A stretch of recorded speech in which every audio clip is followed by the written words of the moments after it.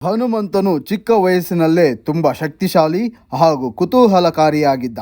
ಒಂದು ಬೆಳಗ್ಗಿನ ಜಾವ ಅವನು ಅಸಾಮಾನ್ಯವಾಗಿ ಹಸುವೆಯಿಂದ ಎದ್ದ. ಅವನ ತಾಯಿ ಅಂಜನಾದೇವಿ ಪ್ರಾರ್ಥನೆಯಲ್ಲಿ ತೊಡಗಿದ್ದರು. ಆದ್ದರಿಂದ ಚಿಕ್ಕವನಾದ ಹನುಮಂತನೇ ಸ್ವತಃ ಆಹಾರ ಹುಡುಕಲು ಕಾಡಿಗೆ ಹೋಗಲು ನಿರ್ಧರಿಸಿದನು. ಅವನು ಸುತ್ತಲೂ ಅಲೆದಾಡುತ್ತಾ ಎತ್ತರದ ಮರದ ಮೇಲೆ ಒಂದು ದೊಡ್ಡ ಮಾವಿನ ಹಣ್ಣನ್ನು ನೋಡಿದ. ಅವನ ಕಣ್ಣುಗಳು ಉತ್ಸಾಹದಿಂದ ಮಿಂಚಿದವು. ಆದರೆ ಮಾವಿನ ಹಣ್ಣು ಅವನಿಗೆ ತಲುಪಲು ಬಹಳ ಎತ್ತರದಲ್ಲಿತ್ತು.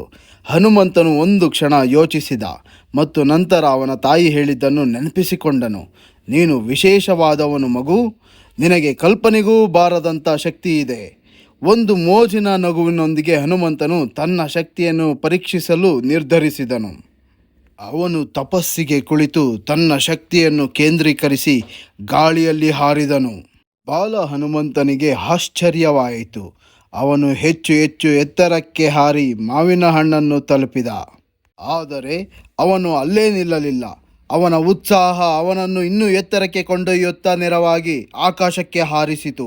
ಅವನು ಮೋಡಗಳ ಮಧ್ಯೆ ಹಾರುತ್ತಾ ಗಾಳಿಯನ್ನು ಅನುಭವಿಸುತ್ತಾ ಸಂತೋಷದಿಂದ ನಕ್ಕ. ಇದೇ ಸಮಯದಲ್ಲಿ ಸ್ವರ್ಗದ ದೇವತೆಗಳು ಒಬ್ಬ ಚಿಕ್ಕ ಹುಡುಗನು ಸೂರ್ಯನ ಕಡೆಗೆ ಹಾರುತ್ತಿರುವುದನ್ನು ಗಮನಿಸಿದರು. ಸೂರ್ಯ ದೇವರ ಮನಸ್ಸಿಗೆ ಹರ್ಷವಾದರೂ ಚಿಂತಿತರಾದರು. ಅವರು ಕೂಗಿ ಹೇಳಿದರು, ಚಿಕ್ಕವನೇ, ಜಾಗರೂಕರಾಗಿ, ಸೂರ್ಯನ ಶಾಖ ನಿಮಗೆ ತುಂಬ ಬಲವಾಗಿದೆ.